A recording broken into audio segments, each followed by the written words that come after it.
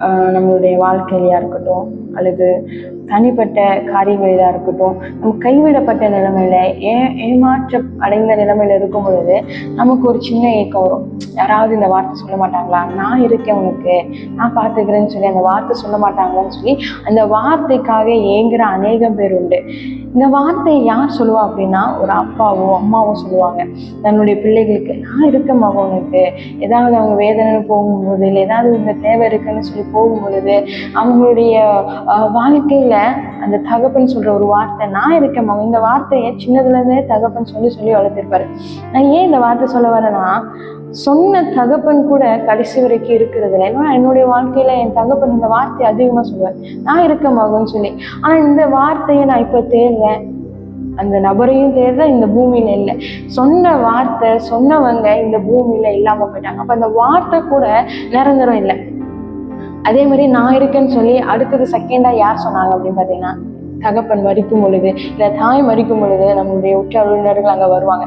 அப்போ ஒவ்வொருத்தரும் அந்த வார்த்தையை சொல்லுவாங்க, கவலைப்படாதம்மா, நான் இருக்கேன், நான் இருக்கேன் மாமா, நான் இருக்கேன் பெரியப்பா, நான் இருக்கேன் சித்தி, நான் இருக்கேன் அத்தை, நான் இருக்கேன்னு சொல்லி அநேகம் பேர் தன்னுடைய தகப்பனுடைய கூட பிறந்தவங்களா இருக்கட்டும், இல்லது தாயினுடைய கூட பிறந்தவங்களா இருக்கட்டும், இந்த வார்த்தை சொல்லுவாங்க. இந்த வார்த்தை சொல்றவங்க கூட இருப்பாங்களா இல்லையான்னு எனக்கு தெரியல. என்னுடைய வாழ்க்கையில அந்த நான் இருக்கேன் அப்படின்னு சொன்னவங்க யாருமே இப்ப இல்லை. அப்ப அந்த வார்த்தை நிரந்தரம் இல்லை.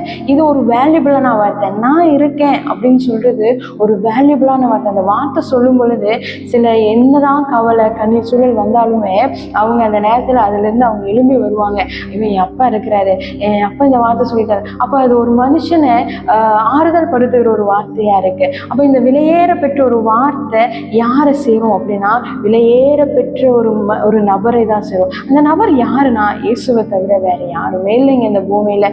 அவர் நான் இருக்கேன்ற அந்த ஒரு வார்த்தையை சொல்லிட்டாருன்னா போதும், அவர் கடைசி வரைக்கும் சொன்ன வார்த்தையில அப்படியே இருப்பாரு, எல்லாவற்றுமே இருப்பாரு. நம்ம குடும்பத்துல ஏதாவது ஒரு பிரச்சனை வரும்பொழுது, போராட்டம் வரும்பொழுது, பொருளாதாரத்துல ஏதாவது ஒரு காரிய சம்பவம் வரும்பொழுது கூட நம்ம எதிர்பார்ப்போம், நான் இருக்குன்னு சொல்லி என் குடும்பத்தை யாராவது தூக்கி நிறுத்த மாட்டாங்களா, எங்களை நடத்தி கொண்டு போக மாட்டாங்களான்னு சொல்லி ஒரு சின்ன பாரம் கவலை வரும். ஆனா இந்த வார்த்தை சொல்றதுக்கு விலையேற பெற்ற நபர் யார் அப்படின்னா இயேசு மட்டும்தான். வேதத்துல வரும் பொழுது யோசுவா 1:5 நான் மோசையோடு இருந்தது போல உன்னோடு இருப்பேன், நான் உன்னை விட்டு விலகுவதும் இல்லை, உன்னை கைவிடுவதும் இல்லை. எவ்வளோ ஒரு அழகான வார்த்தை. அந்த நேரத்துல யோசுவா ஒருவேளை எல்லாமே அவ்வளவுதான்ற மாதிரி இருக்கலாம், எங்களை வழி நடத்திட்டு இருந்த மோசை